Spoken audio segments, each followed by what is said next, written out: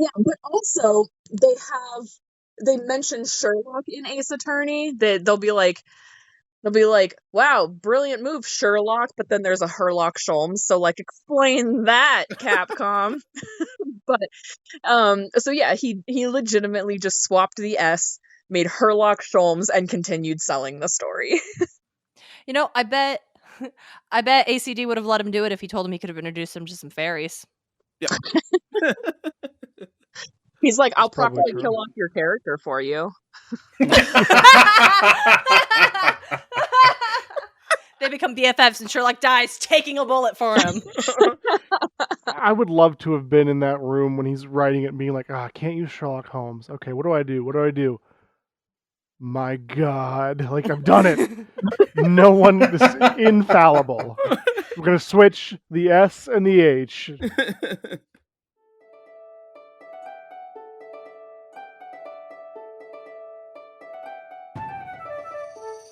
Just a reminder, this is a spoiler-heavy podcast. Different series that require a spoiler warning will be in the description.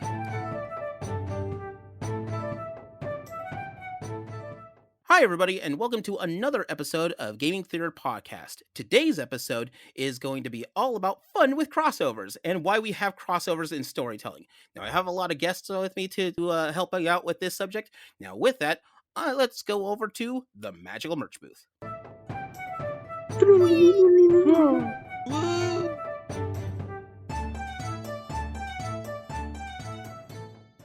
Here we are on the Magical Merch Booth. Now, unlike our normal merch booths, this merch booth has merchandise from lots of different places. So let's quickly go through all the guests and where they're coming from. Now, just to start us off, my name is Leo. I'm the Geek Scorpio, and I am your host this evening from GTP. And over here to my right... Hi, I'm AJ, and I am here as a part of Standby Line, which is your local theme park podcast. And by local, I mean we're all over the place. My co-host is from New York. I flip-flop between Florida, Virginia, and Colorado every once in a while. It's a whole big thing. But if you want to hear a couple of nerds talk about Disney parks and sometimes Six Flags, we're your podcast. And over to his right is going to be... Hi there, I'm Ashwood Audio, your fancy-focused charity streamer. You can find me on Twitch at Ashwood Audio, and I post every day to TikTok. And over to Ashwood's side is our buddy Daine. Hi, my name is Daine. I'm a GM on the internet. I'm also a member of GTP, but not for this episode. This episode, I'm against them. I don't know. We're fighting, I think. I think I read that. We've already had the what is it, the tournament arcs. Daine, we're not going to fight it out, okay? Oh, okay, sorry, crossover, my bad. Yeah, so we're this is our Crisis on Infinite Earths. Ooh, there you go. I like that. I am a charity GM and Twitch streamer. You can find me on twitch.tv/DNDaine. Daine is spelled Daine for you listeners. It looks kind of like Diane, but I promise you it's not. I promise it's not. It looks a lot like it, though. I get it. Yeah. All right. And over by his side, we also have a frequent guest of our show. Go, Darren. I can confirm that it's not Diane. Hi, I'm Darian Smart. I'm from the Muses Mythology podcast. We explore how ancient myths become part of modern pop culture through the lens of Rick Riordan's everything. It used to be the Percy Jackson books, but then that show came out. The market's so oversaturated with Olympians content, so we're going to move on to the Norse ones, Magnus Chase and the Gods of Asgard. And that was totally intentional and not just an accidental timing. It's Muses Mythology. All right. And now to finish us off, one other member from GTP over here. Go, Liz. I am Liz. I go by Zombie Hand online. I am an artist, a frequent guest on GTP. I do help with producing. I'm working on some secret side projects for GTP currently that are hopefully coming out this year. I probably said artist already. That's my first go-to, but I'm saying it again. I don't post a lot online anymore, but you can find my Instagram and my Twitter at Zombie Hand Creations. And with that, we're going to get back to the show and get through this for you. And thanks everybody for showing up for that. And we'll take this back to the show.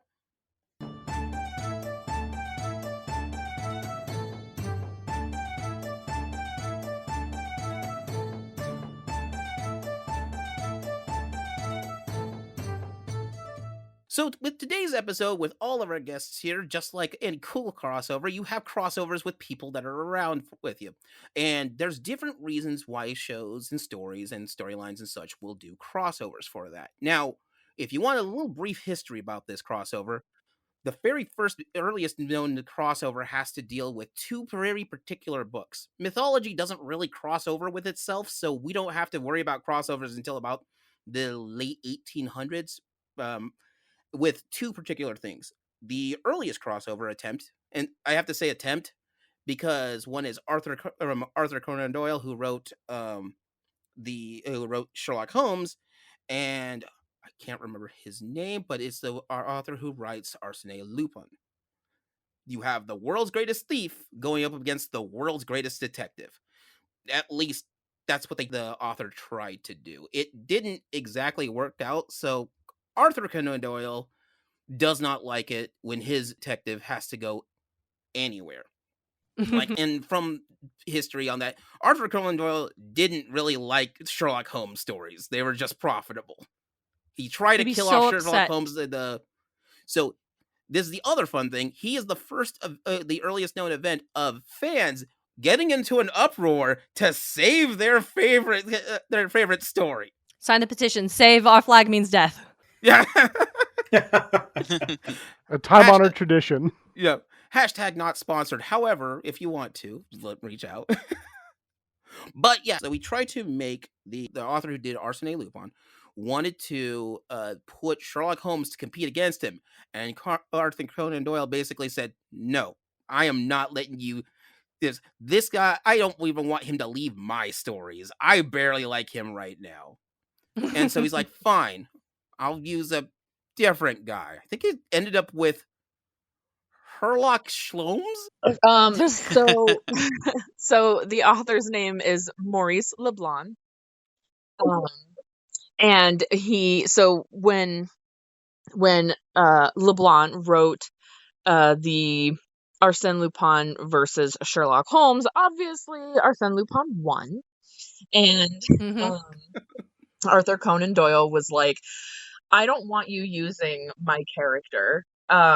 So you have to take him out. Like, you cannot write the story with him. So either stop selling it or take him out. And so what Leblanc did was he actually just rearranged it so it was Sherlock Sholmes. He just swapped the H over. No, I thought Leo was kidding. No, he Control F. changed it to Sherlock Sholmes, which is also really funny because in Ace Attorney there is a Sherlock Sholmes character for similar but different reasons. Yeah. Yeah, but also they mention Sherlock in Ace Attorney. They'll be like, wow, brilliant move, Sherlock, but then there's a Sherlock Sholmes, so like explain that, Capcom. But so yeah, he legitimately just swapped the S, made Sherlock Sholmes, and continued selling the story. You know, I bet ACD would have let him do it if he told him he could have introduced him to some fairies. Yeah.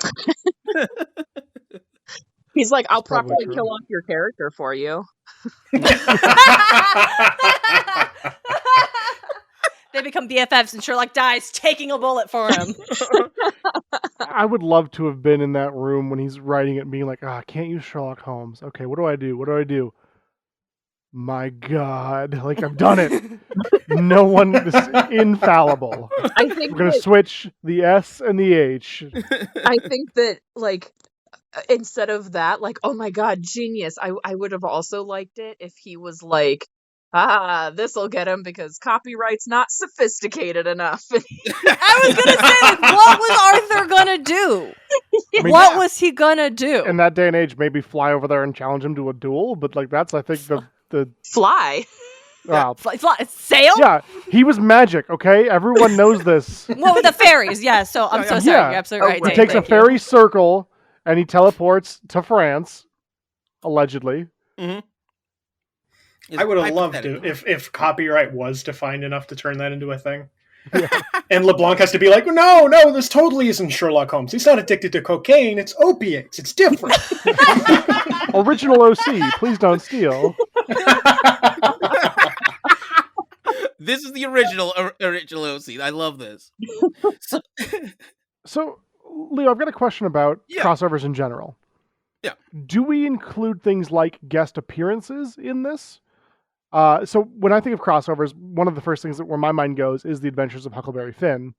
Yeah. With Tom Sawyer showing up in that novel, right? He's just sort of like a guy who's there, but But like, so how deep does this go for it? You kind of, the way it works out for a crossover to be proper is usually that for one reason or another, a type of medium for this character has to have existed in a separate medium to come into it. So, which sometimes the waters will get muddy for this. For example, DuckTales with their reboot, a lot of the characters are all in this series of DuckTales. However, in the reboot before that, they were all in their own separate series, their own separate shows. Darkwing Duck is not in the same vein as the regular DuckTales, and the regular DuckTales is not in the same vein as Chippendale's Rescue Rangers, but all of them make an appearance here, even though they're solid candidates, so it still counts. The idea is that they originally gummy bears. exist separately from each other. Is That that being said, right? you can get messy with this depending on how you go with this. And we'll get to that when we get to the Sure. GOAT of all crossovers. We'll get to that for that pretty Can soon. I comment on Yeah. Daine's? I feel like did Tom Sawyer? Did he write Tom Sawyer first? Yeah. Does As far Huck as I'm aware. appear in Tom Sawyer? I don't think so. I don't think No, it goes in not that reverse. I I think can it's just the remember. one way. Yeah. Yeah. Yeah. But is it a crossover if it's almost a spin-off and Tom is like making a Yeah. cameo? That's always kind of the Okay. way I felt about the Huck Yeah. Finn situation. Is like we're talking about a shared universe that I wouldn't Mhm. necessarily call a crossover as much as like we're trying to draw all the connections, and that connection just happens to be Tom Sawyer's here for a couple of chapters. Have fun with that. Yeah. Now, so the thing They're is, friends. that still counts as a crossover, but it's how you but not afterwards. And I'll get to that one because. So let me break down this, and I will be hopping in there anyway. So when people do talk about crossovers, crossover events are done for 4 very particular reasons, and I will break down the examples for them. The first crossover is to complete or extend a universe for it. Famously, DC does this all the time. The Arrowverse is where you end up getting an Arrowverse for that. But once you open up that Pandora's box of it and you connect them, they stay connected. This isn't a one-off. Now we can tie it into other things for it. There's a weird Batman-based reason for a lot of that. The second reason why we have that is to revamp properties that fell out of favor. 2 things that these aren't that popular, but we put them together and glue it together here, and we will be able to set it up to boost the series for that. A lot of backdoor pilots start this way too. They'll use it as an experiment for it. And the third big reason for that is kind of a backdoor pilot size situation is to include or introduce or boost other series. This is sort of like more like a crutch. We have a series here that's very popular, that's doing successful, but we don't want to take a gamble on this series yet. However, we'll have them hop into this for a few episodes or stories and see how the audience likes it and where this goes. And there's a very famous example that got so famous, people forgot it was a separate entity. And the last one that we have is for funsies. I just want to do a The best crossover, one. see how far we can get with this, and that's a mess on that. And the weirdest part about all of these is the GOAT of crossovers is involved in every single one of these. So, to start with that, I guess if we want to open the Pandora's the box on this one, we can start with the GOAT of this. Now, as far as the oldest original of these is going to be a movie called The House of Frankenstein. But if you want the GOAT, 45 plus years of running, Scooby-Doo. There is nothing that has crossed over more times than Scooby-Doo. I mean, hey, there was that period a couple of years ago where quite literally every Scooby-Doo movie getting put out was a crossover. They are doing that currently. The most recent Scooby-Doo movie that they've had was finished up, and it was Scooby-Doo crossing over with the DC Justice League. So if you want to go down the list, and here's a short list for that, if because they're still canon, they still talk to each other. In fact, according to the Justice League, they have the Scooby-Doo gang on speed dial for a mystery if they need it. Can you imagine that's- having the that's world's greatest incredible. detective I and was being like, just- nah, Batman, sorry, you're just not good enough. We need some teenagers in a van to come help us out. Listen, sometimes shit breaks bad in Gotham. Yeah. All right, and Batman can't come and help you deal with your little mystery gang. There's like 6 other of you, so if you need to call a teenager, fine. I have to deal with the literal Joker. Can you know what? imagine the Sometimes Scooby Gang in Batman needs- Gotham? Sometimes Batman needs a vacation, okay? He do need a vacation. That's not That was wrong. him Right, going to I mean, jail in the hey, Harley Quinn series. We kind of got the Scooby Gang in Gotham and Scooby-Doo and Batman Brave and the Bold when they crossed over. Oh yeah, Yeah. That is hey! true. Then we ended up having all of them breaking out old suits to go fight the Riddler, who was the Question for some reason. Oh, that is very Yeah, true. that's I true. forgot about that. But that's not the first time. I watched So- that movie because I heard Scooby-Doo and the Question in the same property, and I went, "Oh, cool!" And then it was like the Riddler's actually been the Question the whole time, and I went, "What?" Okay. Yeah. So you gotta I have a realize that question. Scooby-Doo has like an ultimate crossover setup almost once every 10 years, and that's not even their regular crossover stuff. So if you are in canon with this, according to the nearest I can figure, and here's the highlights. In the original 60s, you have them, or in the 70s, you have them Scooby-Doo crossing over with Batman and Robin. Burt Ward and Adam West, Batman and Robin. But you also have them crossing over with Addams Family, which at the time my had its favorite own one. cartoon. Yep. And then, the Harlem Globetrotters is always my favorite joke. Yeah, you get stopped by Absolutely. this, and the Harlem Globetrotters. I have a question Yeah. regarding, especially the Scooby-Doo crossovers, because there's a lot of yes, obviously Batman, obviously Addams Yeah. Family crossovers, but what makes it a guest appearance and not a crossover? So the difference between that is how it plays into the storyline, or if they even have a series for it. So a guest spot is you're coming in here for one episode, and that's it. You're never going to do this. It's The like, band, like Family Guy or American Dad has a lot of cameos where it's like or Futurama has Richard Nixon, but it's that's not really a crossover. That's just Richard Nixon. yeah. Well, okay, Yeah. so Futurama for that case is a bad example because they keep those characters in there. But Right, but I for mean ex- or Al Gore. Al Gore was in Futurama for Yeah. a special. Yeah, There it we was go. like And then cameos. and then they decide to in canon, but they don't approach it anymore. Al Gore is the president of the moon. But he's only there for those 2 episodes. He's not and he adjusts and they adjust the series for it. However, Al Gore is not known to have the Al Gore show. And that's why it's not a crossover. It's because he's not individually himself. Yeah, Does it but in the cro- 70s, the Mhm. Harlem Globetrotters did have their own Hanna-Barbera cartoon. That is They true. did. Okay, that's what I was wondering. I didn't know Mhm. because there's a I lot wasn't of aware of that. yeah, It's a small and they one, also but yeah. meet other comedians. Don Knotts. Don That's Knotts. the one I was thinking of. Don Knotts that's not a crossover. No, that would that's a be just guest like event. a guest That's a event. cameo because So Okay. is a although guest Don Knotts event? has been in there 3 times, which is weird. I mean, yeah, is a guest I event hung just out with Don when Knotts so much. the people are real people who don't have an animated property? For the purpose, no, not for the purpose of Scooby-Doo. That's a messy Okay. one. Okay. So the idea is that they have their own thing. So a crossover event for the old Scooby-Doo is when they had Sonny and Cher. Sonny and Cher doesn't have a cartoon. However, Sonny and Cher show, a live action variety show that they had at the time, is still there. So it's a crossover because the idea behind that is we can get people to watch Scooby-Doo. They'll stay around to go check out Sonny and Cher. So kind of similar to mhm. the Three Stooges then. Exactly, because there was a Three Stooges cartoon, and then they would you're sure this is why they're the GOAT, is because they fall under all 4 of these big examples for it. So you use them to boost another series. Scooby-Doo in the 70s was legit, and so if you could even have yourself in there as a guest in Scooby-Doo, then you would be able to hop in and check out, and maybe you'll stick around and watch the variety show that's coming up.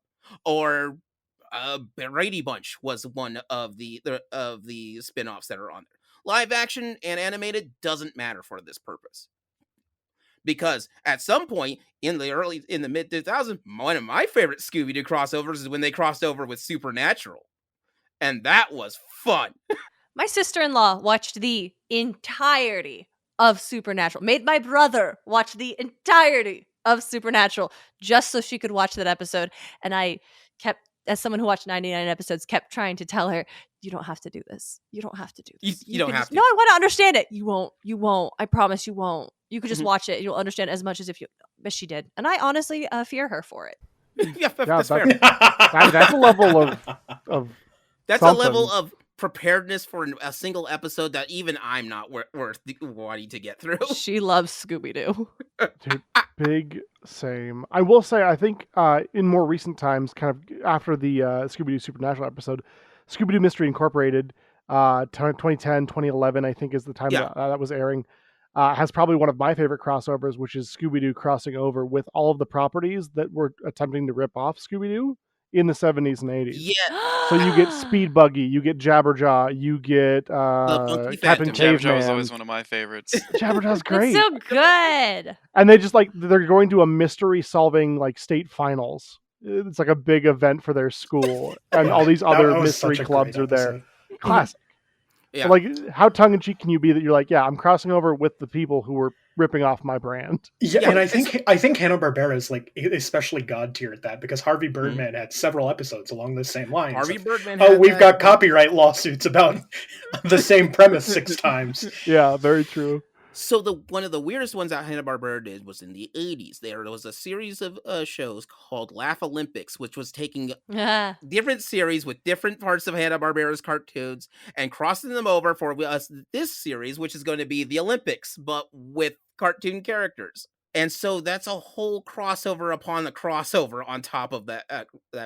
So here's the fun thing. You can cross over your own intellectual property if you want to. That is not a limiter for it.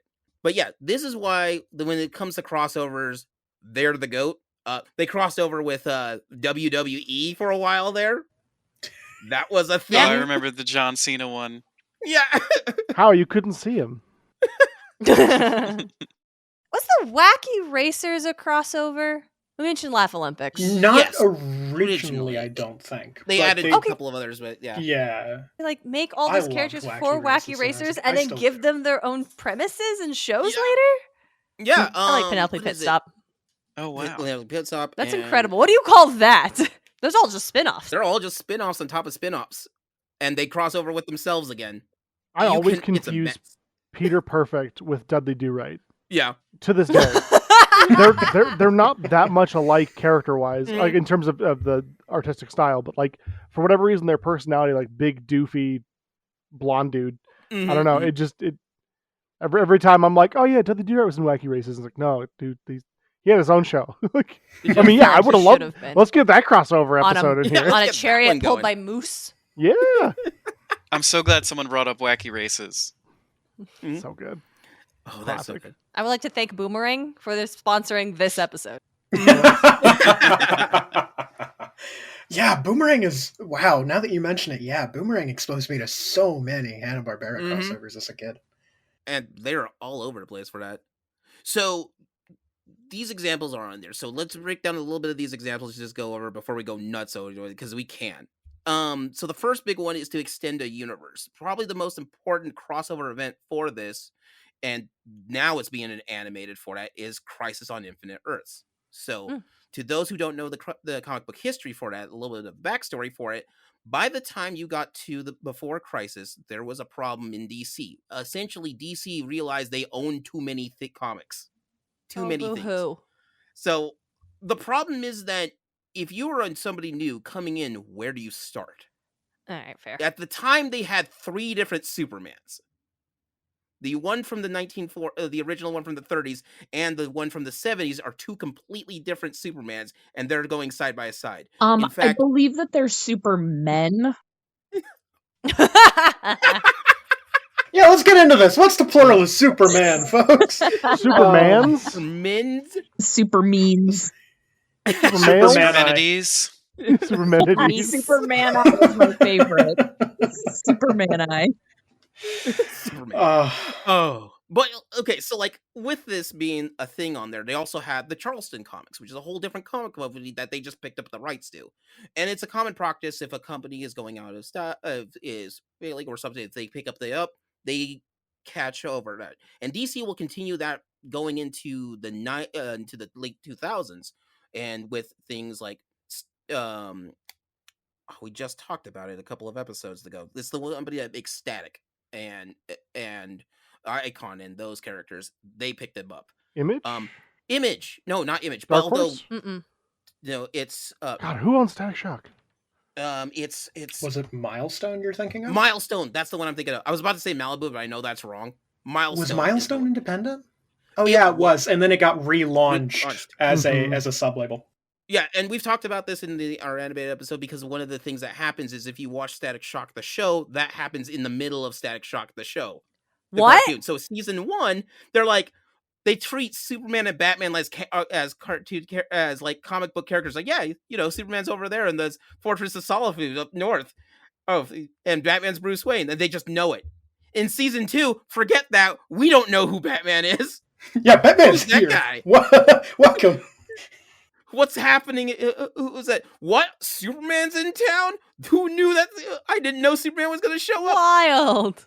Because partway in the middle of the series, their whole company gets picked up by DC, and what DC will do is they'll try to integrate everything in a way to do that. A Watchmen's very Roman universe- Empire. Yeah, Watchmen, the comic book series, was supposed to be independent, and now it's part of the DC's regular canon and universe for it. For good and for ill, depending on who you talk to. Oh, I have so many gripes to make about that. And that's also kind of the reason I'll always go to bat for Crisis on Infinite Earths, because I think it took a lot of heroes that otherwise, and I say this as a massive Question fan, so I'm incredibly biased on this. I think it took a lot of heroes that wouldn't have gotten properly utilized otherwise and gave them a really good chance to be integrated. And I think that's kind of, Crisis on Infinite Earths breathing new life not only into the universe itself, but into these lesser known series. Yeah, and for Crisis on Infinite Earths, unlike a lot of things which I wish they would take the time for, it took almost 2 years of their writing staff to put it together, because you're trying to cram 40 years worth of history into 10 comics. I Yeah. will say, I don't know if it was Crisis that did this the first for me, but it's the first one that I can recall of the phrase, don't be afraid to kill your darlings, because you see some bodies drop Oh, yeah. in Bodies this book. drop and hit the They floor. bring the crossover in, they combine the universes, the multiverses, etc. And then not everyone walks away from it. There are some big deaths. I remember being like, you can do that? Like, I'm sorry? Barry Allen as the Flash dies and stays dead for something like 15 Whoa. plus years. Whoa, hey, spoilers, man. I'm Spoiling one of the something that most happened in the influential 80s. crossover events of all time. It's only been like 50 years. Now, the thing is that they do it again when DC starts doing the Arrowverse, and at some point they had 4 Arrowverse shows, because you had Yeah. Arrow and Flash, and they had an annual crossover episode. Fun fact, it is always their most popular episode for both series is when they do their crossovers.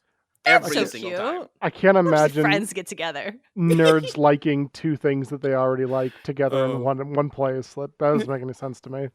Let's go.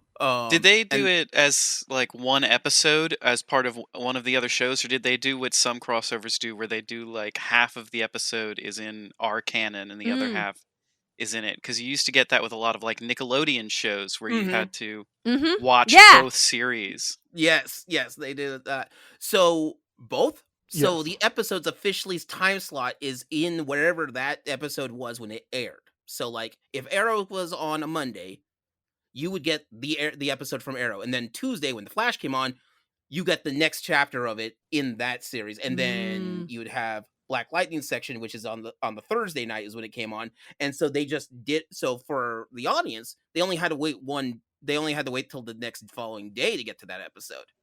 Nice. But if you are someone who's like wanting to collect them all on the DVDs, they don't separate them, so you're gonna have to buy all 4 packs for that season. That's how they get you. Oh, and to their credit, they did a pretty good job trying to handle Crisis on Infinite Earths, especially with that kind of a downscale. It is a mess to deal with on that. And I so can't, they yeah, I would can't imagine taking that comic and being like, we have 4 episodes. That's enough, right? 4? That's enough. That should be fine. Oh yeah, and big people just that's how Arrow goes out as his last episode. He dies in the middle of that crisis too. And Whoa, you have people Leo, checking out come left on. and right. Spoilers for the 2018 show Arrow, all right, everybody? And that meme that you have seen 1,000 times. Yeah. That's where that meme comes from. I didn't that know the context episode. of that until right now. I'm glad I do. Listen, I got into the Arrowverse when Legends of Tomorrow came out because I thought the premise was really cool. I got into it until like halfway through season 3 when one of the characters died. And I'm not going into details because unlike some people, I'm not going to spoil stuff. Thank you. This is a spoiler-heavy podcast, so if you will spoil, everyone, there's a warning at the beginning of every episode. That is on there. Mhm. But yeah, he died, and I just completely checked out after that. I was like, okay, cool, bye. That's And that's Yeah. fair. Same, though. It was funny because my dad and I were watching it together, too. Mm. Like, that was a thing every week. Every time the new episode Yep. would come on, the day after we'd go and we'd watch it on the DVR together. And then he died, and we both kind of went, I guess we're done. and just moved on with our lives. Just you haven't spoken to your father since. You have nothing in common. That's rough, man. I can't believe it ruined your relationship. No, I think what we did after that was we rewatched Netflix Daredevil Mm. to like Aw. fill the That's a solid void one. because it was Yeah, like, oh, well, what do we watch now? Oh yeah, let's just rewatch Netflix Daredevil. It's a good choice. Now, for an example, that's where we end up doing stuff like the MCU, the DC Extended Universe, and my personal favorite of these for a good option is the Monsterverse, the one with King Kong and Yeah. Godzilla. And that way Oh. you can have a big old fight whenever you want to. And to Toei's credit, the company who owns the rights to Godzilla, when all these extended universes and combined universes that we're seeing that were big and coming up like for like 10 plus years ago or 5 plus years ago crashed and started crumbling down, they're like, no, you go, you just keep on going, keep trucking, that's fine. Don't turn around, don't look Godzilla back. doesn't stay down. You know, Godzilla didn't hear no bell. amazing. Honestly, Leo, when you said Monsterverse, I thought you meant Dark Universe for a hot second, and I was so confused. I was like, I can't believe we're speaking that into this space. Still the dark tones. Exactly. I am mad. Exactly. So here's the That fun thing. died as quickly as it came around, and I couldn't be happier. The worst deserved part it. about that is that this is not the first time with that type of dark universe on it. So Mhm. film history for everybody. There used to be a movie back in the 30s called House of Frankenstein. That movie is actually a monster movie mashup that you would have to have an excuse to put Dracula, who at that point should be dead, They did the Frankenstein mash. Don't worry also about it. should be dead, and the no. Wolfman also should be dead, all together in the no. room. I mean, But they do it. Dracula And the is, mummy. is dead, for the record. And the mummy is in there. Yeah. he's literally not living. He's undead. Yeah. AJ, do you think Epic Universe is going to still do the Monster Park, or did the movies ruin those for us? Are we never going to get a Monster Park? Yeah. I will gesture vaguely to the Halloween Horror Nights poster behind me, and I think that's the most that's going to come of a unified universe for any Universal Monsters properties anymore. Mhm. I feel like that's something that very strongly dwells in we do this in one specific time because it's the only time it makes sense. And I will say, if you go check out Standby Line for our Halloween Horror Nights episode, the Universal Monsters house is the only one that genuinely scared me, which was surprising. And I don't think know. that we would call that a crossover. That's a crossover. So Now, before we get away from Toei, I have to bring some things up because I would be doing a disservice not to. The Shin line, so Shin Godzilla, Shin Ultraman, Shin Kamen Rider, where they literally combine. They take Tokusatsu properties and Godzilla, and I mean a number of other things, and I think Evangelion's in there somewhere, yeah, and they just literally add it to throw the them into glue. the same universe. So you've got a normal human in a high-tech suit.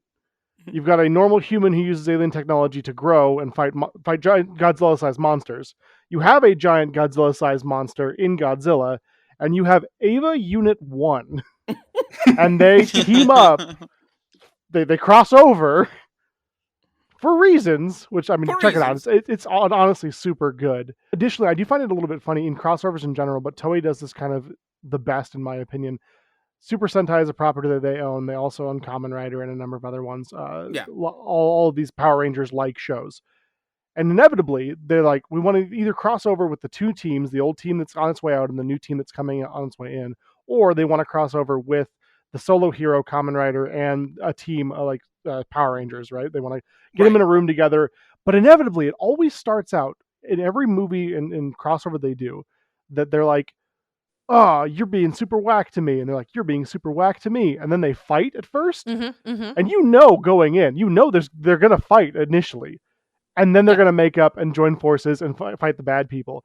But it just seems like every time, like even teams who have had a crossover episode will still follow this trope and will continue to fight other heroes. Yeah, so like you had one group who was in the previous movie as the team coming in. Now they're on their way out, but they still fight the team that's coming in. It's very odd. And the thing that my point is, to make a short point long, that I find very funny is that nobody wins in a fight crossover. Because how do you do that, right? We mentioned it with Sherlock Holmes earlier, and it's like, if you let Sherlock Holmes die, or be defeated by the greatest thief ever, then it's like, well, he loses face at that point, so he can't lose.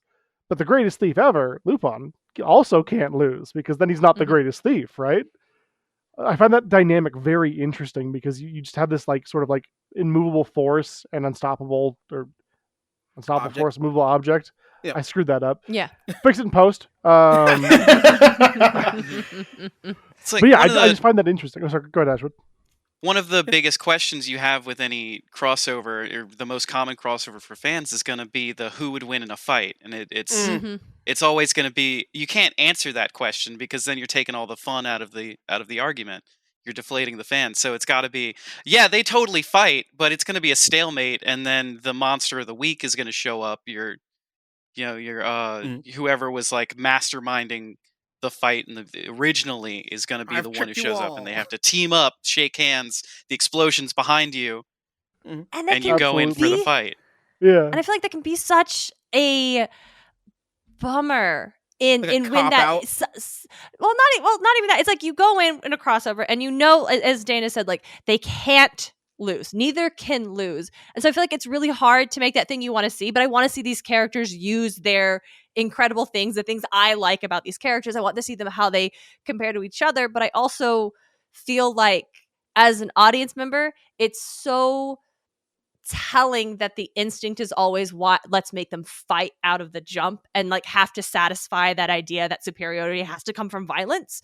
Because I think some of my personal favorite crossovers are when you have these characters and they just instantly are like, well, we're best friends now and we're going to showcase our amazing abilities by how well they play off each other, and that highlights it. And I'm not saying the ones where they fight are never satisfying. I'm just saying I feel like the writing has to be really impressive to make me not feel like I just wasted 45 minutes waiting for you to get to the villain. Yeah, I will say, in a lot of cases, we talk about how you can't answer the question of who wins in a fight. The few times it does happen in a crossover, I can almost guarantee you that crossover is like immediately forgotten a couple of years later. It doesn't count. It's not canon. Godzilla and Kong has crossed over before the MonsterVerse. Yeah. Toho made a Godzilla vs. Kong movie. And out of deference to the fact that they had to get the rights to King Kong, they let King Kong win. Yeah. King Kong beats Godzilla into submission, looks at him and goes, okay, and swims away. And leaves. That's it. That's the end of the movie. And that's why, and then you get Legendary, like 30, 40 years later, coming around with Godzilla vs. Kong, who immediately goes, oh, well, we can't really answer that definitively. So it's like, we're going to look like Godzilla's going to win. Oh, wait, there's Mechagodzilla. They have to work together. Yeah. What a shame. I hated Godzilla vs. Kong, if you can't tell. I always find it a little bit interesting. There's another channel out there that I'm not going to name because I don't want to throw any hate, but like, I get so incensed by their breakdown of characters fighting, we'll say. It just drives me up the wall because it always comes down to some sort of like infinitesimally small thing. And they're like, oh, well, this character can bench press 400 million tons of TNT, and because of that, it's a Tuesday, so this character would win. And I'm like, I don't follow, but like, okay, like you're doing the science, you're doing the math, that's fine. But I find myself watching these things and getting incensed, even though I may not have a horse in the race. Like it could be over two characters I don't even care about, and like one character wins because his shoe was untied or something. I'm like, what is it? What is happening? Like, what do you mean? It just drives me up the wall. Oh man.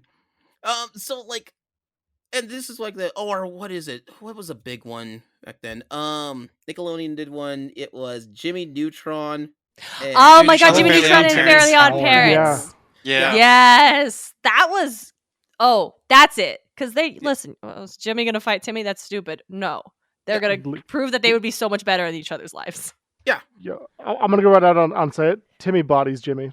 Just throwing it out there. With actual magic. Yeah, with literal magic. He has wishes. He could just wish God, this it's so funny. thing that he does. Okay, no, can we spend a minute just on? No, I'm so sorry, Leo. I just go for it. The animation swap in the Mhm. Timmy Jimmy Power Hour, Brilliant. like that is so brilliantly, like I feel like that's like one of the best crossovers because of at least the visual ambition of the storytelling, where it's and there's like two shows, totally different animation styles, completely different, and it's just that scene at the end where Timmy, I think it's in the third one because there's multiple of these There's where more Timmy's than one, being yeah. pulled there are back and several. forth by or is it Jimmy's getting regardless, and it's going from the 3D animation to the 2D, like that is just beautiful. It's So good. Oh, it is beautiful, and the amazing to potential of a watch. crossover is more than just let's take our toys and slam them together. They can be such riveting, like parts of like creativity and storytelling. Oh, You very all much just Sorry, I so. got a lot unlocked a bit of a core memory for me. I had forgotten that Rugrats and All Real Monsters also did a crossover episode. Yes, I never they saw did. that. No. Oh my Yeah. god. I was That sounds scared like of All Real Monsters. it took me a Fair. while to get into Real Monsters, but then I ended up really loving it. But I could not imagine doing that with Rugrats, a crossover. Yeah, they That's show up. wild. I think it's one of the earlier seasons, I want to say, but it 100% happens. I'm having an lucid dream at this point. But yeah, I'm pretty sure. Yeah, it was a thing that happened. It was a thing that happened. Wild. Because they were both being made by the same animation studio. That's right. Typically, a lot of those, if they can be made at the same animation studio, they'll do that. Now, how much of an open can of worms that they do that either falls on makes it so that way either this is here for funsies or this has real consequences on it, like the example we did with the MonsterVerse and all those ones. So for a lot of those ones, because it's going to be so much of one off and nobody's going to remember on that, they'll stick it in the funsies category. So, Leo, yeah. to go off of Section 3, introduce and boost other series. I know TMNT and Yojimbo are one of them. Yeah. Not to switch gears too much, but the Turtles have crossover with themselves. Is that still a crossover? So for that one, Turtles, yes. Because each time they cross over, it's a completely different series. 1987's Turtles will cross over with 2012's Turtles, which at some point will cross over with them again. Turtles Forever is an amazing crossover episode, which is just a final movie to finalize the 2008 Turtles that it was at the time. You will almost never see, the thing is that 87's Turtles is the most prevalent and popular one. We're talking about it's before The Simpsons. This was the longest running animation show series in the United States. That's it was wild. a 10-year long series. Wow. For 87 Turtles. It doesn't stop until like you'll be it's 10 seasons long. Damn, can you imagine any series getting 10 seasons, let alone an animated one? Not at that time, no. Not at that time, yeah. Not today. I mean, I'm pretty sure. Get my back. I feel like Family Guy and American Dad are probably still running. Okay, Yeah. let me clarify. I think Children's American animation. Dad- Okay. Yeah. Oh, okay. I think American Dad may have ended, but Family Guy's maybe. still running. Yeah. Yeah. I don't know. I just haven't heard anything about American Dad in a couple of years. It sucks because American Dad, in my opinion, is the Oh, so superior much of the funnier. two. So much funnier than Family Guy. So much better. Anyways. They also had their own crossover episode with a hurricane that basically is a hurricane that goes down because it starts in the north and goes downwards, where you end up with, because the Cleveland show takes place in South Carolina, I believe, and then you had American Dad, which takes place in Langley Falls, which is in Virginia, and then Rhode Island, which is where Family Guy goes in. And Family Guy has two different crossovers. The weirdest thing about Family Guy is that the most popular episode of Family Guy is their Simpsons crossover. That's it. Nothing has in the ratings has touched that sucker for it. Now, The Simpsons is legacy. I'm surprised they don't have as many crossovers as they did. But their big crossover was with The Critic, because they were made by the same production company. Actually, let's skip the others to that one. So the Critic was a crossover for that first because they wanted to do a crossover to try to elevate and basically, here's a backdoor pilot. This is what this show might be about. Enjoy for this, okay? People liked it. Great. If not, all right, we have this. My favorite weird story about that is that they have, like, when Daine was talking about TMT and Usagi Yojimbo. Usagi Yojimbo was an independent comic that was also about anthropomorphic animals, except they are from an anthropomorphic universe. But the turtles are not. They're from modern day New York, and due to some magical shenanigans, they end up crossing over with each other. The thing is that when they first did it in the animated series in the 87, people didn't realize these are two different comics. So people just assumed Usagi Yojimbo was another Turtles character. Oh, that didn't work. Yeah. So they didn't realize that is just their own too independent seamless. thing. It's so seamless. Do you know, Leo? Look, I know that there's a number of different animals in Turtles property. Yeah. Did that come about because of Yojimbo, or is that before Yojimbo and just a coincidental thing? Before the Yojimbo and as a coincidence. Okay. So for Turtles, it's a coincidence because in order for them to have the cartoon, they had a toy line. In order for them to have a toy line, they needed other characters to be toys, and so they just sort of jotted down other characters and made a toy into them, and then later put that character into the show. The old Man-at-Arms all of them problem. except for one. Cartoons in the 80s, don't you love them?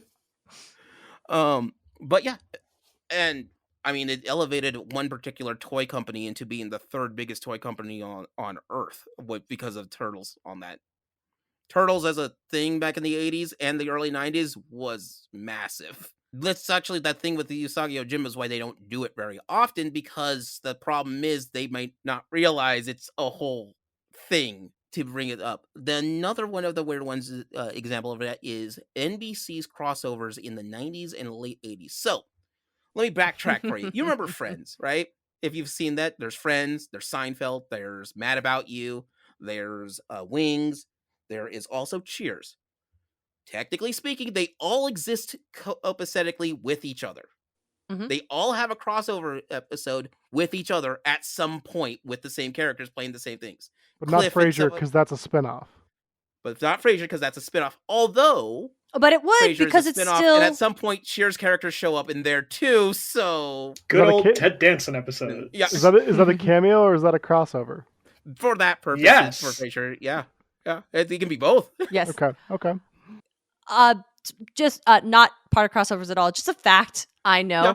Technically, in all of those universes, ghosts canonically exist because for a Disneyland special, the cast of Cheer, or the characters from Cheers, were watching this special on TV, and one of the guys tells a story about how he went to Disneyland as a child or the Haunted Mansion and fell in love with a ghost.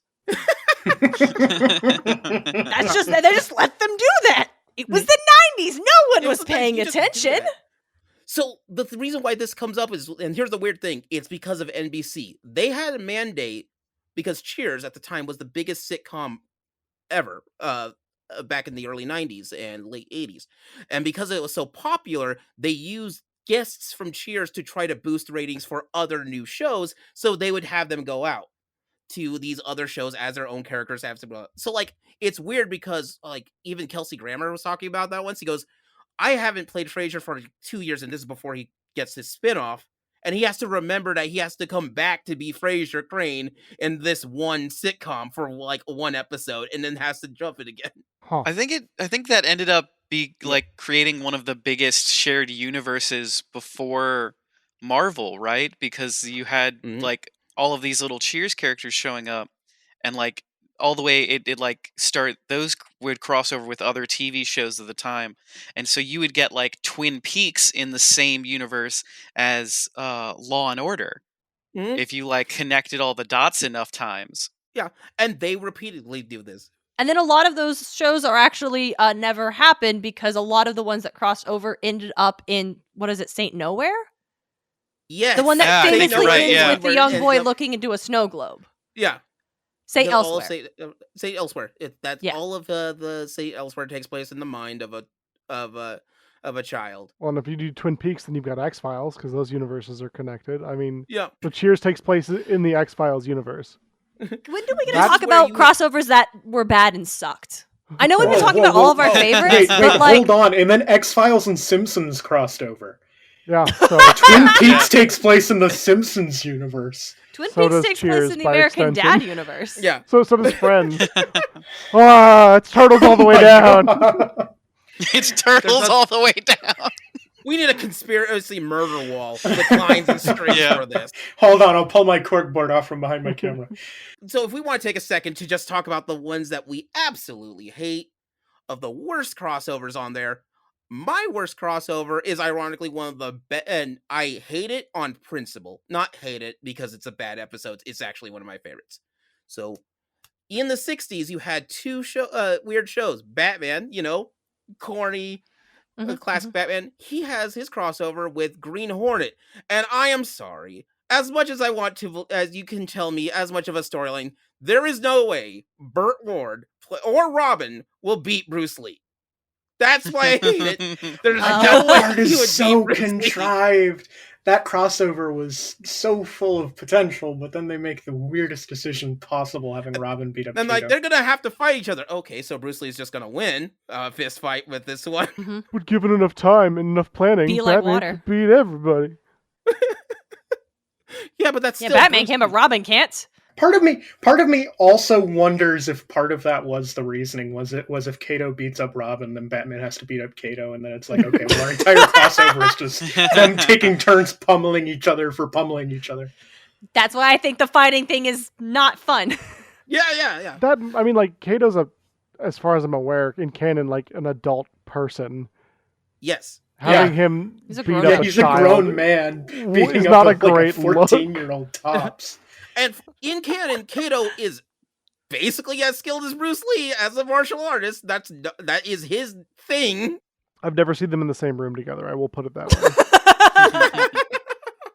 So, that is personally my weird, the one that I dislike. But again, do I love that episode? Do I go back to watch it? Hell yeah, it's super fun. Mhm. But I hate it on principle, on the basis that Bruce Lee would definitely whip Robin. He just will. Which Robin, though? This is Dick Grayson Robin. Okay, yeah, Nice. Jason Todd, maybe, but maybe. Damian Wayne, definitely. I have two that come to mind, and they're for two very different reasons why I don't like them as crossovers. Fair. And I'm gonna do the one that I like, that I dislike slightly less first, because it's like, I don't crossovers when it is clearly just done to show you the trailer for the episodes. Check it out. It's New Girl and Brooklyn Nine-Nine crossing over. And in the trailer, they show you the literally one scene where Peralta and Zoe Deschanel are talking to each other. And like, that's the episode. And then you watch the New Girl episode being like, was there more over here? Like, why did you waste? This could have been anybody. Why did you waste my time? They walked past So I each don't- other, and now they proved that they're in the same universe. Come on, Darian. Yep. No, you're right. gotta That's keep on me. up. That's, I have to keep my mind open for the potential. No, so I don't like No. being tricked. So I didn't care I'm for with that Darian one. on that one. And This it's is just a highlight Yeah. reel. That's a bit. If you could show me everything that this crossover is about in literally your trailer for the crossover, like this was a glorified cameo at Mhm, best. mhm. The other one is when they cross over two properties that not only had no damn business being together, but also actively contradicts the reality of the other property. And I'm not talking about when it's fun. It's okay when it's fun. But when you have Bones and Sleepy Hollow gonna act Oh, like that these are doesn't happening in the work. same... No, it doesn't work to I have... didn't even know those shows crossed over. It was bad. It was bad. And it was just I trying have to like... question how that existed. It questions, I don't it like wanna know. undermines I don't everything wanna know. about Bones. And then it just served to be like, oh, you and Ichabod really should be together. I didn't think me and my partner had romantic stuff too, but like we totally did. I understand your show is going straight down the drain, though. I am so sorry about that. It does kind of So- remind me. We spoke of both of these shows earlier as well. Speaking of crossovers that I don't feel like makes any sense, like Supernatural and Legends of Tomorrow, like similar vein, but still weird to me, at least. Yeah. Did that happen? No, Oh, that yeah. one did not happen. Did it not? I thought it did. Not for Supernatural. No. Did it not? I could have sworn it did. No.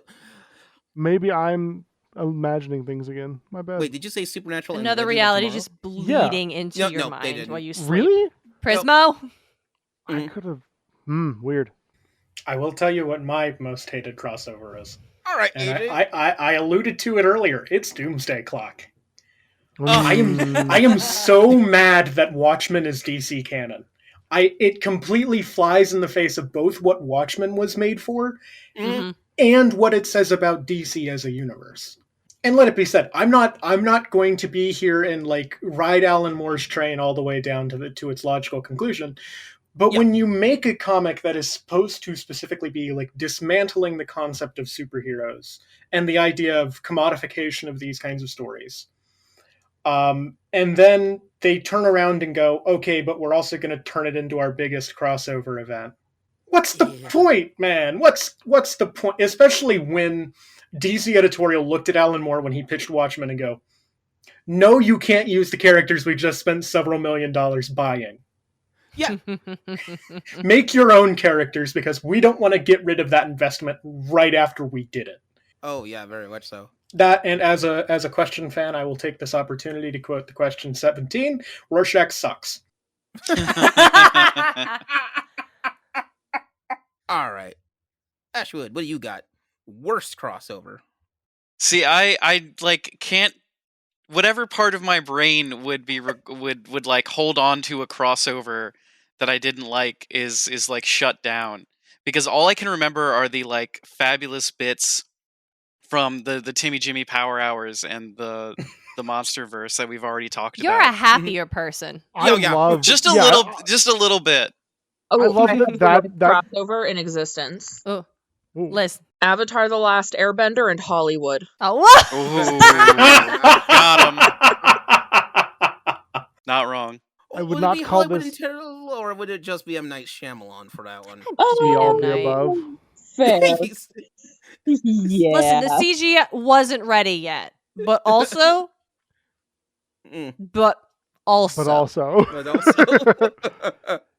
one crossover that I feel like started really strong in the world of video games and has since petered off, for me at least, was Kingdom Hearts. Yeah. oh my god, hi, I'm Ooh. back. Hello. Okay. No, I'm on Daine's side. Yeah, So- and I love Kingdom Hearts more than I'm almost gonna anything. disagree, Okay. but Okay. only slightly, because it is like it's become. I mean, especially with 3, it's become less of a crossover, if only because we're lacking, Final Fantasy characters anymore. Any of them? Mhm. Yeah, like literally. That is my issue with it, right? So you start out in Kingdom Hearts 1, you got Disney characters and Final Fantasy, and you're like, what is happening? You got chocolate in my peanut butter. It's delicious. Let's continue forward. Find the door to darkness. Hell yeah. Second one, more of the same. More characters. Why are peas there? And they're pixies for reasons I don't really understand, but whatever. It's cool. Get in the gummy ship. Let's go to Traverse Town. 3. Oh, there's like Disney characters. Yeah. I would even argue that they lose the appeal of having the Disney characters there, because in the when earlier, it very clearly just became, oh yeah, we're just marketing the stuff we need to market now. And retelling Yeah. the same stories you've watched in the movies, right? Yeah. and none of that. It's like also not even using them as a way to let our original characters grow in a like early games. Like Sora's meant to learn a lesson from interacting with these characters and like see what like the beast has like so much heart in his love for Belle. He'll like travel across these worlds and then by this one I'm looking here like I feel like there was a lesson in Frozen that got gutted. I I've can't had a wait for lot of Kingdom fun. Hearts 4 to have a Twilight Zone map where the ending isn't where the ending quite literally just comes down to what all those Tumblr posts describe the Twilight Zone as. Wow, Wasn't that screwed up? Where it crosses over with Alan Wake for reasons. Don't. I know start. Zombie Hand would be down for that, but I would play I would be its biggest fan. I would be Yeah. the one person that's like, no, I will go to bat for it. I'll defend it because Alan Wake is my favorite game. Like, But Yeah, if they if just that- bring it for the look, it's Alan Wake, but they don't bring any of those themes and that thing that made it special and the element that could have elevated the reason it's crossing over at all. Darian, I hear you, but Alan Wake is there, so I'm You know what? No, that's totally fair. I understand. I'm just hoping for I'm I'm for Night Springs at this point. I remember when we worked at Hastings together and you came over surprised thinking I had started playing music from the Alan Wake soundtrack when it was in fact this weird radio that had like one song from that band It was on it that happened to be from Alan Wake. Yeah. It The was Other Gods of Poets from the Asgard are Falls! amazing. Yeah, that's a really good song. Listen, in no, defense so of Kingdom Hearts 3, I think Sorry. that my my knee-jerk reaction aside, I can't agree that just the fact that it's not really much of a crossover anymore. And yeah, the Disney worlds don't really serve a purpose other than they're just plot devices. They're not actually even there for any set reason. pieces even. Set Yeah. pieces, yeah. Like they're really just there to be like, we are still world hopping, but what purpose does it serve? It's just that I genuinely, with 98% of my heart, really enjoyed that game. Like Oh, no, it's super fun. yeah, We're not like talking super fun. about Yeah. enjoyment. no, that's okay? Yeah. and And don't get me wrong, aside, right? You don't Kingdom Hearts 3 was a fine game, and it doesn't take much to sell me on an RPG from Japan. Like it does not take much to sell me on that. Just You put that holding- J in front of it and you're in. Yeah, Close pretty and much. Good enough. Yeah. Pretty much, but it's one of those things where like I really feel like they've lost the thread on their own crossover, and not that it's the Final Fantasy is what made it novel, because the Disney stuff was really good too, but the combination of those things was really missing for me in 3. Yeah, and Can I Yeah, Let's take go. it there. I was just gonna say that I can agree with that. I think I definitely get where you're coming from. Also, I'm 2 trophies away from platinuming it. Let's go. Damn, girl, good job. Thank you. I was I very will proud of it. I will say, well, I stand by everything I said about I don't feel like the game utilized the Disney worlds to push the plot forward as much as they could. The exception being the Toy Story world, which is the best world in that game. And So also good. Woody tells the villain of the whole thing that he just sucks because no one ever loved him. And I will give it that. That was I will so give it that. oddly Wow. savage. It really was. Like, wow. I mean, especially Woody when didn't have to go that's that hard. He did that for us. He was tapping into that like marionette version of Woody in the early storyboarding. Like he was finding that rap. when you to look at the themes of Toy Story, like that's really on brand, and I think that's why it makes it feel so harsh. And you're like, oh god, I felt that in my soul. And then we have to watch 2 full song sequences in Frozen while a character monologues over them. Also really awkward. I got like secondhand embarrassment from that whole scene. I like So it was so bad. it's so uncomfortable. She started Like at least let me play a rhythm game. yes, like she started singing. I was like, oh my god, are we doing this? And then Sora's like, wow, people have problems or whatever. Like was going on like, thematically in that part. Like super awkward. I got secondhand embarrassment. I was like, can we be done with this now, please? I like this song. Can we be done? Yeah, like I can't be here anymore. I have to leave. Please let me skip the cutscene. Please let me skip the cutscene. Please let me skip the cutscene. Please don't let this be unskippable. Unskippable.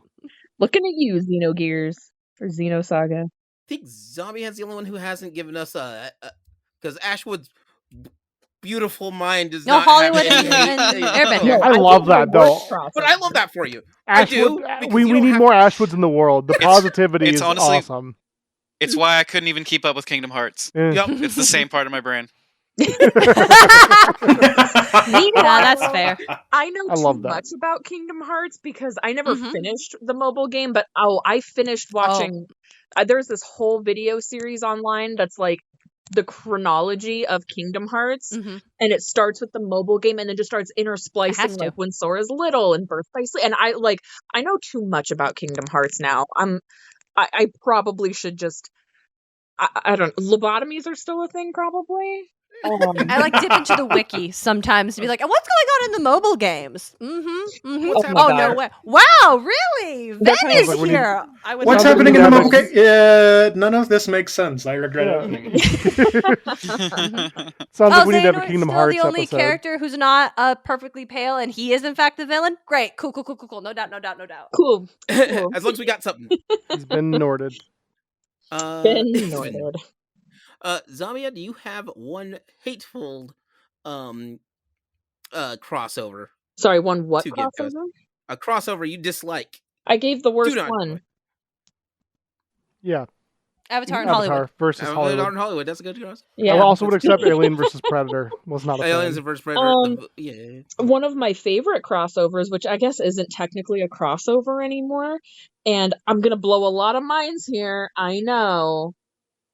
Alan Wake and Control. I know. What? Said it. Crazy. Shocking. I'm playing those Also- games now. Yeah, I'm playing through the Good. first Alan Wake for the first time myself. Oh my God. I yeah, could it's- Liz, I very much we can't get appreciate- started. I'll talk about it all day. Leo's like, what's your least already favorite spent 15 crossover? You're like, my favorite crossover is Alan Wake. We already opened the door by talking about Kingdom Hearts, and that was Oh, like It's the fair. loop. It's fair. No, Alan Wake's incredible. Go play it. Go Yeah. live in that universe. Phenomenal. So I guess at this point, let's go with our favorite crossovers of all time on that. Oh. I'll step out. Ashwood- You guys know Ashwood- mine. We'll step out. Ashwood has to start then because he's Yeah, got yeah. all of them in his Yeah, brain. he's got. Okay. So this is it's a Power Rangers one. It's when they introduce the Alien Rangers by it's one of those kickstarting a series that we talked about. Mhm. Yeah. Because all of the original Power Rangers get turned into children. Mm. And I so remember the that. Alien Rangers have to come in and like step up and defend the Earth for a little bit. And so Okay. you have this like ridiculous premise where all your favorite characters for the past like 4 seasons are now like wee little babies, except for Billy for some reason. Billy gets to stay an adult, and the Alien Rangers come in and they just start kicking ass from day one. So it for me was like, I don't know, that's cements as one of my favorite crossovers. Yo, shout out to Aquatar, all our Yeah. Aquatar fans out there. We appreciate you listening. Alien Rangers for sure.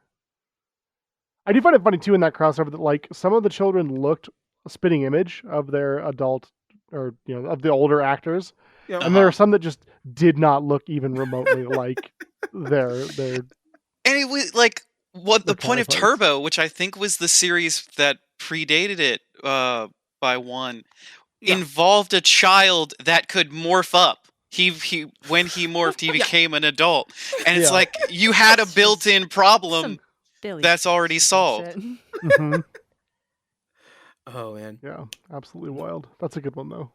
that does remind me of my 2 favorite crossovers on there. Ooh, So like, I'll go with 2. my very favorite one, but this is a very good close up, which I didn't start until like I think 2020 to check it out.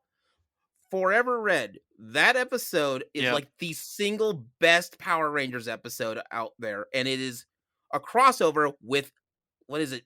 6 different Power Ranger series all together. Very cool. Hmm. And the coolest thing about that is because normally in those Super Sentais they use other footage to save money. No. This is all original footage.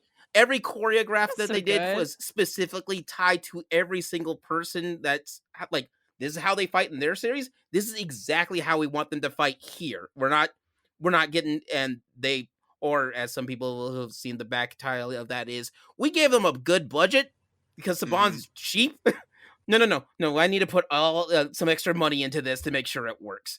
And they got the director who directed most of the of all of the series to do the directing for that. So they put out all the stops. But my absolute favorite crossover of all time, which will never be done again, is DC versus Marvel. Oh Yeah. yeah, never gonna happen. Never gonna happen. Never gonna happen again. I love the origins of this. Hey, do you think we could fight? Yeah, that's we could put DC characters to go up against Marvel and put them in a competition. Yeah, that's a funny thing. I'll talk to my bosses just as a lark. How about you do that? Yeah, I'll do that just as a lark. Cool. What? What? There's some And then they wild had to fights. exchange artists, exchange writers, and so they had a team built from some of them are from DC, some of them are from Marvel, even created a whole spin-off of a universe just to have a funsies where they're all glued together as superheroes. Like Bruce wow. Wayne, I Agent love of S.H.I.E.L.D. I love talking about Amalgam. Amalgam is Amalgam such is a fun That mess, was and pretty it is great. amazing. I love that. Bruce Wayne, Agent of S.H.I.E.L.D., Wonder Witch, who was both like Storm and Wonder Woman. We're gluing that together. But then also you get those guys who would go into a competition. Some of them make sense, some of them don't. And I love the idea of Spider-Man just outthinking Superboy, even though Superboy should, by all means, wreck him. I mean, Wolverine versus Batman's a weird choice. Yeah. Wonder Woman beating Thor makes perfect sense to me, but Wolverine versus absolutely. Batman, I remember being like, that guy can heal. Yeah. How do you when beat they did him? the Amalgam thing, Wolverine just glued together with Yeah. Batman. That was weird. It's a bit odd. I mean, I'm down for it, but it's a bit odd. I also always found the implication, talking about Wonder Woman versus Thor, the implication that Storm is stronger than Thor is very funny to me as an X-Men fan. Uh-huh. Absolutely. Because, like, yeah, she probably is. We'll never know, Probably is. but yeah, probably. Mhm. Well, I love Yeah, that that's- Diana's worthy too, right? I thought that was pretty Mhm. cool. Yeah. She picks up Mjolnir at some point. I was like, yeah, that tracks. Like, sure. Daine, how about you go next? Oh gosh. Well, to continue the Power Rangers train, it's not super well loved by everybody, but when they meet the turtles, the live action costume turtles, Oh my god. Power Rangers in yes. space, Man. and the Yes. live action costume turtles, That is incredible. so bad, but I do enjoy it it's so it's much. real bad. It's not a good it's real bad. episode, but I remember being like the formative age and just being like what? I'm sorry. Who? So yeah, I mean just like the knee jerk reaction of just like a hype, I don't know, 10-year-old me just lives near and dear to my heart, you know. Mhm. I get you on that one. I think the turtles like ride the hoverboards at some point that the Power Rangers in space had, and I was just Yeah, like, That would be this so is dangerous so for the actors. this is so probably terribly dangerous, but it looked real cool at the time. And that's all we really care about. You think we're here for actor safety? Yeah. May I share a one that I don't think is actually good, but was from the 10-year-old hype train? Uh-huh. Ooh. Absolutely. Like my first time, like being like told by media crossovers can happen, and that was a little 3-part program called "That's So Sweet Life of Hanna Montana" on the Disney Oh, Channel. yes. Yes. And it That was was awesome. I loved it. I loved Raven at the Tipton being friends with Maddie, trying to get her fashion off the ground by being like, Maddie, you can get London to wear my outfits. And London being like, I don't wear no names. And it was so good. And then Hanna Montana walks in at the end and she and London are fighting over Raven's dress because they both love it so much. Yeah. I do also remember being distinctly upset, feeling like the Hanna Montana episode did not have enough crossover because I think they just are there for the first scenes and then go back to Malibu. So I'm bringing back the complaint I had. Oh yeah. Yeah. Even as a kid, I was like, that's not what you said I was getting. They But kind the first of two, skated out of that. That's So Sweet Yeah. Life was it felt like of Hanna Montana really got tacked in there. But that was the moment where I was like, wow, television can do this, huh? My life. will Children's never be the sitcoms same. kind of pop off on that one. Oh Yeah. yeah. Mhm. Also, Avengers: Infinity War, Endgame. Solid pick. Yeah. But simultaneously, Yeah. I would actually stand here and argue, no, it doesn't get to be called a crossover. Yeah. Given that it's kind of like the culmination of where everything was ultimately heading, it's kind of in that nebulous space where, like, I don't like calling it a crossover, but I suppose Yeah. if we get down to brass You were tacks, doing technically, Technically, but you everyone set out to do this from the jump. There's a reason the first movies were all for Avengers characters, and that newspapers even called it when it was announced before they formally said they were doing this. But also, I do love it very much. I just felt like if we didn't mention it, someone in the comments would be like, but you Yeah. didn't mention the Yeah. greatest one. Shut the fuck up. So Here's the I thing. did. Yeah, it sits in that nebulous area because they knew that this was going to go. But ultimately, a lot of those films are their standalone films. We're gluing these guys together, and that's how the Avengers comics started. It was an excuse to cross over their own comics. So I stand by that one. And it works because the standalone films, by and large, work so well by themselves. Exactly. And I also would argue, I think the movie itself does pretty well. If you didn't watch all of them, you can still come in and get what is happening. I did not buy the complaints that people had about being like, I don't know what's going on because I didn't see Captain America. Like, I don't know what to tell you. I think they explained it pretty well. Don't worry about it. Yeah. I had it spoiled for me the day after it came out, and I almost roundhouse kicked to get over it. That's fair. I almost fought fair. a kid by telling me that Fiona was an ogre in Shrek. So, yeah. No spoilers unless you're in the spoiler-heavy passes. But if you spoil something for us, we might roundhouse kick you. It's an We respect each occupational other hazard. in this space. Yeah. The audience comes in with a fair warning. We didn't get one. Roundhouse kicking time.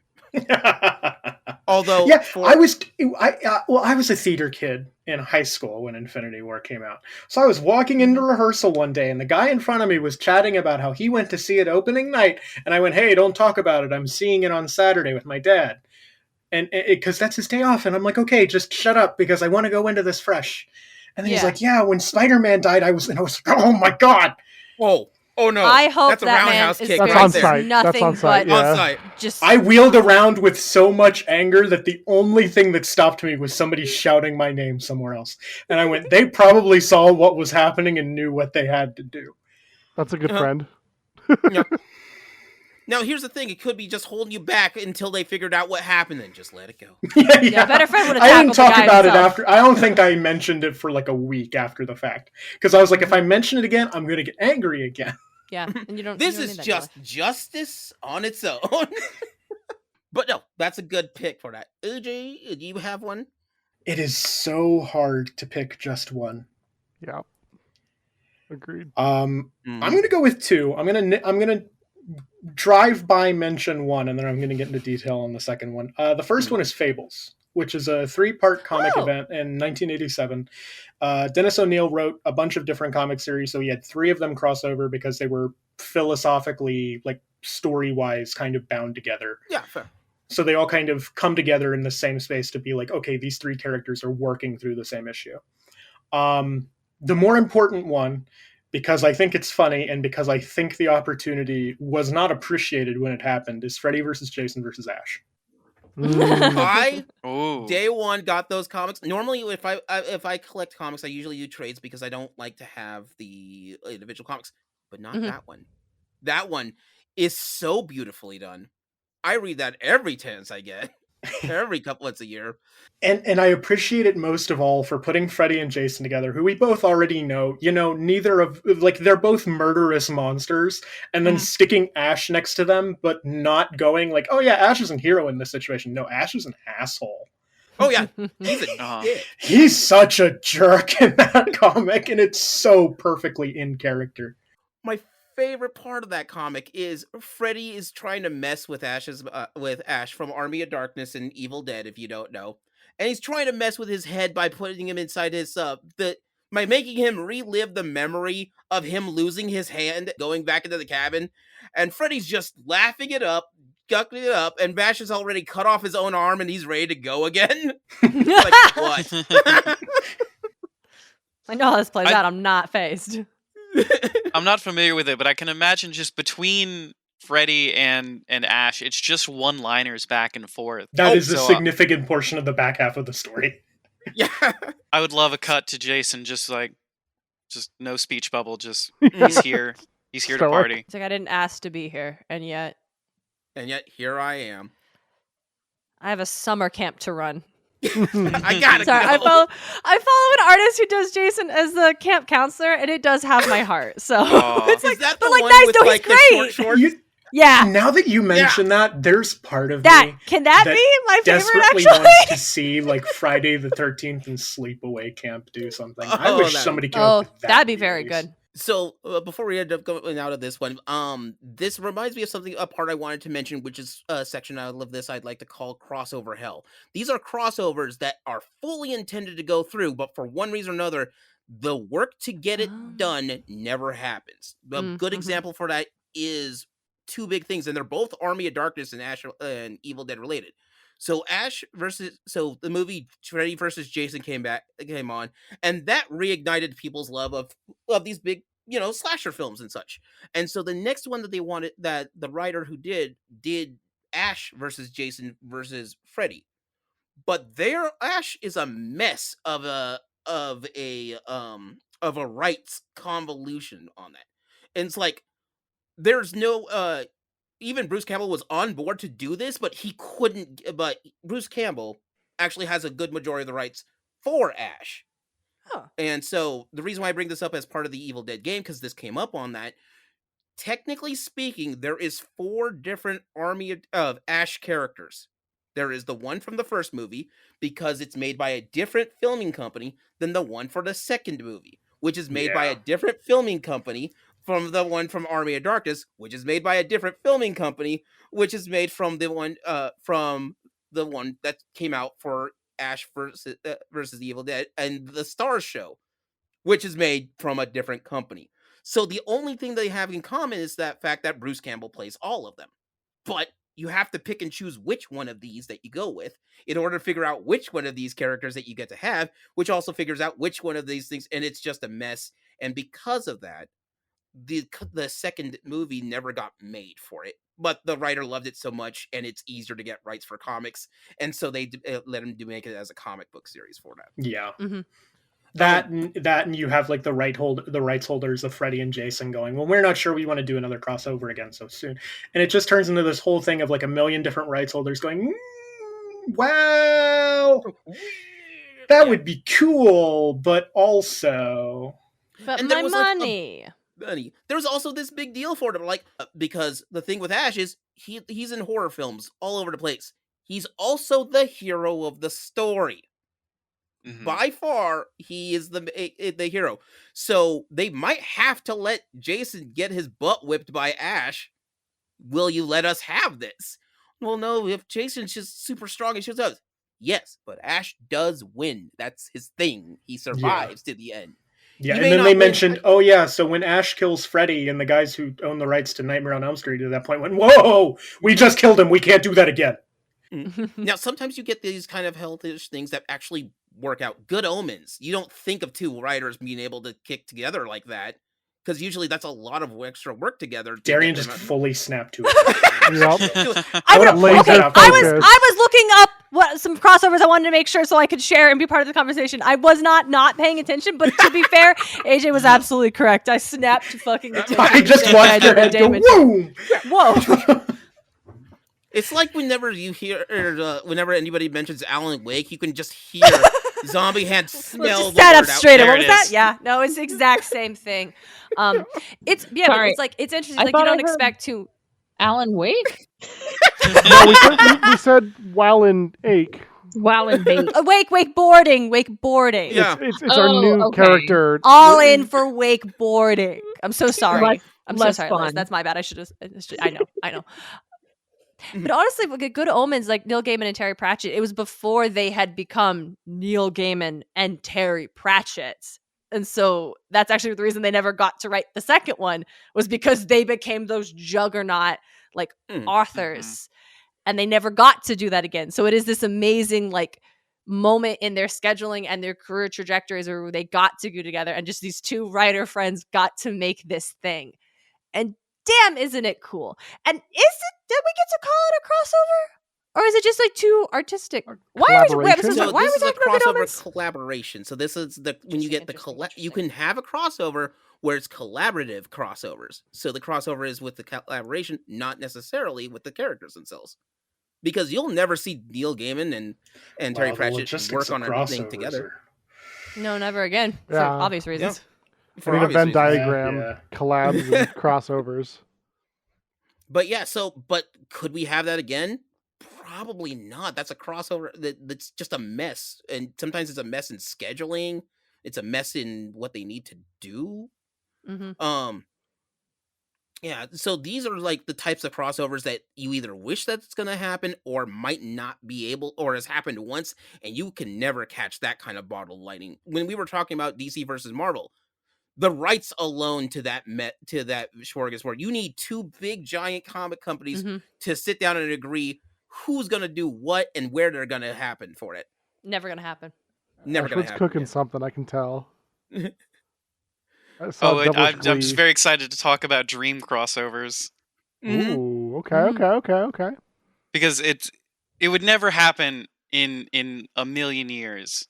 But I love the Pacific Rim universe, and I would love for them to cross over with either Godzilla or Gundam. Yes. Yeah. And it Oh, seems like Pacific Rim it's Gundam crossover would be. it just seems like a really cool idea and one you can easily slot together. Because Pacific Rim is basically just G Gundam. Yeah. Yeah. Could we throw in Gurren Lagann in there just for fun? No, Why just not? give me You're more already Red here. Lagann. Yeah, you're right. It's Megas just Big Mechs XLR. doing Big Mech things. Oh, I love Megas XLR. It's one of those animated shows that if you know, you know. If you don't know, you missed out. Because that's Absolutely. a fun time. That was when Cartoon Network had like their own independent shows and 4 really great ones, and they just tossed it away for some reason. I can't stop thinking about Gundam and Pacific Rim now, and it's gonna keep me up at night in the best of ways. And the worst part is that there are talks. There are always a talk to do it, and then they back off. But talks to do it, and they back off. And this is why it's a crossover hell. You're just gonna tease me, and then you're backing away. Tease me, and backing away. There are other things you could call it, I think. But yeah, crossover hell is fine. I want to talk about Star Trek and Doctor Who real quick. Yes, Which is what I was doing that's over a here. fun one. So Russell T Davies apparently pitched an idea for a crossover when he brought back Doctor Who in 2005. And he's never really given too many details about it, so no one's really sure what he would have envisioned. And essentially, there's a lot of reasons it didn't happen, like, rights reasons, BBC and Paramount needing to get together for that, but also probably because, unfortunately, the Star Trek show that was currently on the air, Enterprise, got just abruptly and unceremoniously canceled due to low ratings. Yes. Around that same time. So that just... AJ's making so many movements with his hands. I would have more empathy for Enterprise if it wasn't the most executive producer Rick Berman show of the executive producer Rick Berman era. No. And I also have no affection for Enterprise, to be perfectly honest. I will say that it's just the poor timing, because the fact that Paramount just canceled their Star Trek show. BBC is probably over here like, why would we give them any money? They should have done the Arrowverse thing. Yeah. The crossover should have been the coup de grace for Enterprise. Yeah. Mm-hmm. Just have the Doctor just pull Riker to the ending of Enterprise and go, isn't that weird? Take him back. There's Enterprise. It's done. It's over. Probably something like that. They would have done some sort of weird time vortex crossover with Scott Bakula, or I don't know. Oh God, with Scott Bakula, that would have layers. Yeah. But yeah. Also 21 Jump Street and Men in Black. Yep. I just read those words together and I was like, oh my God. It's directed by Lord and Miller. That's the thing. That's the actual piece there. So yes. Would have liked that. But studios don't like to have fun. Yeah, apparently not. I know that was kind of supposed to build off of the Men in Black cinematic experiment, I shall call it. I love those movies, don't get me wrong. But imagine if that was the comics. Just this complete like pitch black horror comedy compared to like 21 Jump Street, and go, oh, this is what we're making into a movie now. Cool. And from what I understand, they almost got it greenlit for that movie too. They were pitching it, they were working on it, and then they couldn't get the sponsorship to keep it going. 21 Jump Street as a comedy is hilarious, and I figure you just go with it, run with it. Nobody's like, this is weird. Oh, man. But yeah, so I can't think of any other dream crossover things that would be like that would work the way that it would, that we would either seen or not seen. I'm so sorry. And I'm so sorry for what I'm about to do. They're Can just I staring at me. bring something cursed? Yeah, go for it. Yes. So I'm trying to think of anything that I currently like. I'm like, would it be a great crossover? Nothing's really coming to mind, and I don't know. Mhm. And then it hit me, and I'm like, oh, I'm. So fandom has done this for a really long time. Obviously, you find crossover artwork all the time, very simple Yeah. stuff. And sometimes it is so renowned in fandoms that it just builds upon its own legacy in and of itself. And so I would like to present Super Hulock to the Oh, Yeah. I knew the that's where Midnight That is the Society. low-hanging fruit. I can see That's you fair. leaning out of frame, AJ, and I'm like, fuck, you know. I was know. just Oh god, they know. slowly shrinking Yeah. more and more into my hand. I'm not saying it would have been good. I'm not saying it would have been right. I am saying that maybe it's what we deserved. Maybe. It absolutely would have had to start with Sam and Dean trying to hunt the Doctor. Yeah. Absolutely. We could write it. We just need Yeah. to pitch it to the right studio. And they end up with Doctor Who, or not Doctor God. They end up with Sherlock because the new companion's family is worried about her. She's been missing, so they hired a detective, and so they're both crossed over that way. Actually, considering how 2 out of 3 of those shows ended, this may have been better for them. Yeah, that's true. We should have put Cass on the TARDIS and never let him off. He deserved so much more. Yeah. I'm reverting back into 2014. Someone pull me out. Pull the ripcord. We have to go deeper. Anything that could have been done to BBC Sherlock probably would have been better than BBC Sherlock. So Not Oh. wrong. Just let BBC Sherlock I'm get beaten sad by... that Liz wasn't here for that. I feel like she would have had my back. I mean, if we want to get... Liz has bring been it all gone back- for 10 years. You have to let her go. She died in 2014. She's a ghost. Ooh. that's what this all was. A desperate attempt to cling to the memories. Gone but Thank not you for forgotten. everyone Find for out coming what to the 10-year crossovers are. memorial. Oh, nightmares. All right. Unless we have anything that to wrap up with this, I think we've hit all the major points that we need for this particular episode. I'm gonna throw one thing really quickly since everyone's talking about dreams. I want Cowboy Bebop, Trigun, and Outlaw Star to have a crossover. Oh, my Outlaw God, Star. yeah. The triumvirate All of of you reacted so happy spaghetti to that. space westerns. Just I It's would your love space western trifecta on that one. it. Speaking of, go Animated check out Firefly. the space western episode of GTP. Shameless Yep. plug. Oh, It's a plug. It's a famous one. It's fun. it's a rock fact. I was just gonna say that. Get out of my head. Wow, this was so much fun. I will do these ones a bit more often then at this point, especially for comics and things, because Well, I've got plans. Don't say and- that until you finish editing it. Yeah. Yeah. Let's just. You know what Now my that I favorite think about it, see how crossover you was, y'all? feel. My favorite crossover in the world is this one, where we all Aw. came Me too, together Daine. Yeah. and talked about Yeah. crossovers. Yeah, isn't this great? Yeah. It's the crossover that made the friends along the way. Mm. Our friendships not but crossovers into each other's lives. Exactly. I mean, And I if hope we were not. going to- I really want to lock y'all down for a season. I think that would At that would be least, good. at Yeah, least a least, season. right? At least. I feel like a couple episodes just isn't going to be enough to develop the dynamic. So Uh-huh. It's gonna have to be its own spin-off thing. It's gonna be a Yeah. shared Full universe. collaboration. yeah, I think so. I Full think so. collaboration. I'll have my people call your people. Excellent. I'll get them to get you my email. Yeah. Well, look, send it to me. I got this to work the first time. I'm Hey Leo, could you contact their people? You weren't who I was thinking of when I said my people, but you're By here. that So. ends up making Tim my people because Tim has sent me everything for that. And I'm DJ's people. No. Incredible. I'm gonna text man. Tim. Hopefully he's coherent and can respond, and just hear him respond to the fact that now he is my people. Yeah. I provide no additional context. And He already edits our podcast. I mean, Yeah. Shout out to the editors out there.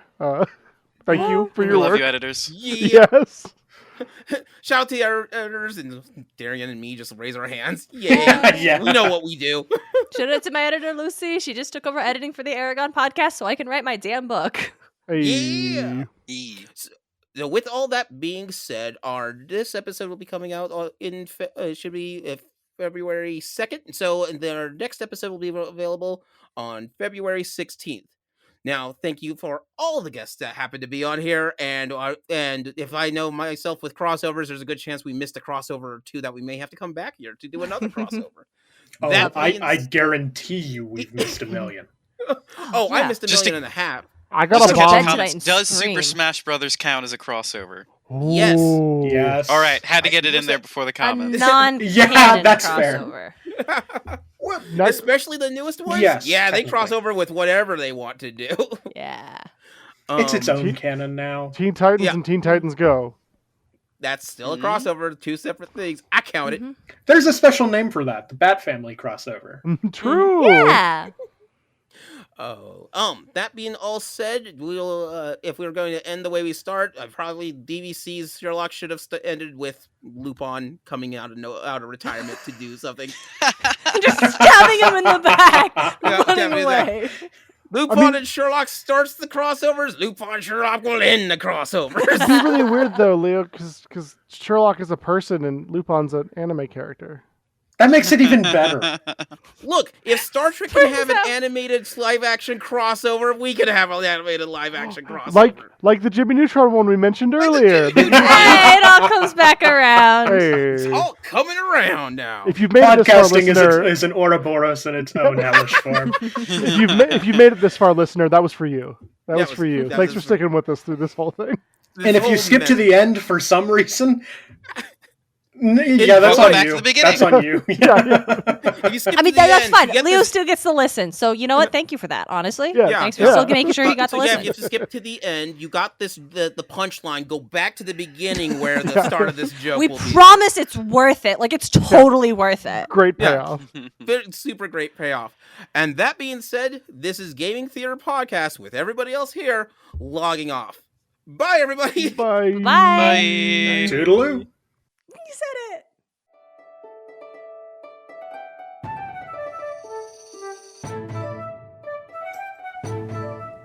Gaming Theater Podcast is hosted, created, produced, and edited by Leo Garcia, the Geek Scorpio. Our music is A Drinking Game. Stock media provided by Stormwave Audio /Pond5. Our cover art is by Adam Parker. You can find him at ParkerGFX on Twitter.